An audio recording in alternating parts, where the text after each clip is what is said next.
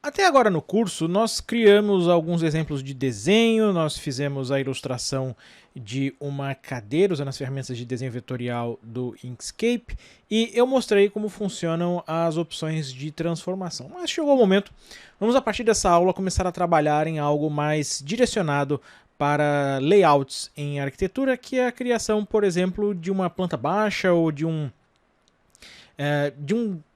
pseudo-desenho técnico.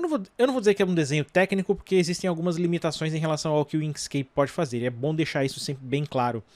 O Inkscape ele não é um software de CAD, ele é uma ferramenta de ilustração vetorial. Mas isso não impede que nós possamos trabalhar com alguns tipos específicos de layouts para arquitetura usando o Inkscape. É exatamente isso que nós vamos fazer a partir dessa aula. Eu vou mostrar como é que você pode configurar uma folha, como é que você pode determinar uma escala, fazendo algumas contas básicas para determinar, para fazer aí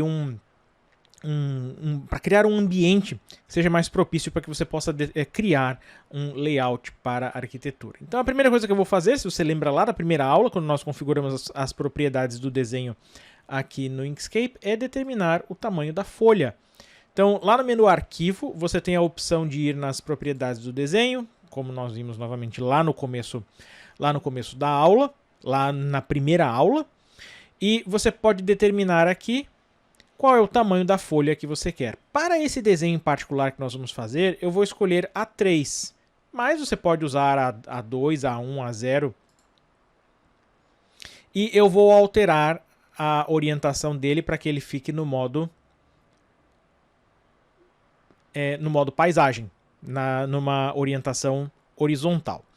Outra coisa importante também aqui em relação ao Inkscape é que você deve sempre observar qual é a medida, qual é a unidade usada para configurar tudo relacionado ao projeto. Se você estiver fazendo algo para a web, por exemplo, que vai ser exibido na internet, um layout que vai fazer parte de um site, que geralmente não é o nosso caso, você vai querer usar pixels.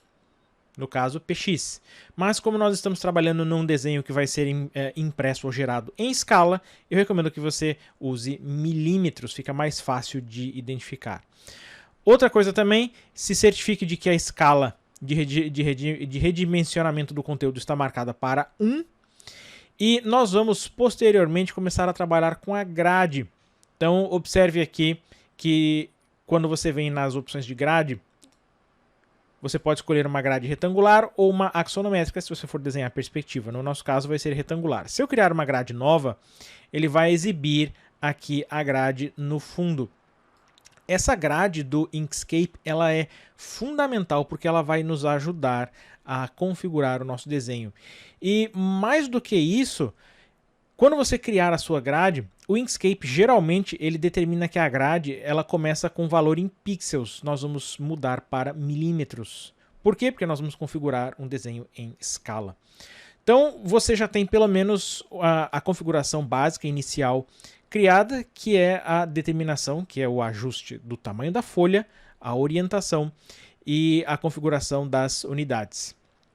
Lembrando, preste bastante atenção para sempre usar milímetros e escolha o tamanho da sua folha de maneira correta. Lembre, o Inkscape, quando você for desenhar, nós vamos usar com frequência aqui o ativar atração de alinhamento, que é o Snap do Inkscape. Esse Snap do Inkscape, ele funciona tanto com base. Se eu tentar criar algo aqui, por exemplo, ele funciona com base nas linhas da grade, como ele também funciona com linhas guia. Então, se você quiser, você pode usar em conjunto linhas guia para ajudar você a determinar áreas de interesse na imagem. As linhas guia, você inclusive tem condições de alterar a cor com um duplo clique, é só dar um duplo clique nela. Você pode especificar um rótulo, por exemplo, limite superior. Você pode determinar que essa guia tem uma outra cor. E você tem controle também sobre a posição exata dela na folha. Você pode escolher a unidade, milímetros, novamente. Se nós estamos trabalhando com precisão, você vai querer usar valores exatos. Você pode bloquear ela. Então observe que fica aparecendo aqui limite superior. O texto é pequeno, mas ela ajuda